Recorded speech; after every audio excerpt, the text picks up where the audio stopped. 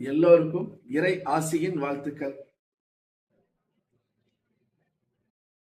மாணவ மாணவி செல்வங்களே, நாங்க ராத்திரி பகலும் தூங்காம படிச்சுக்கிட்டே தான் இருக்கிறோம்.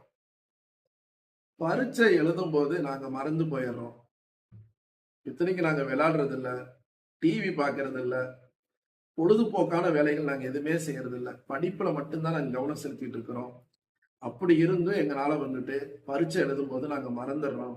ஏன் எங்களுக்கு நாங்க மறக்கிறோம்னு எங்களுக்கு தெரியல, ஒரே டென்ஷனா இருக்குது அப்படின்னு சொல்லக்கூடிய குழந்தைங்கள நீங்க கவலைப்படாதீங்க.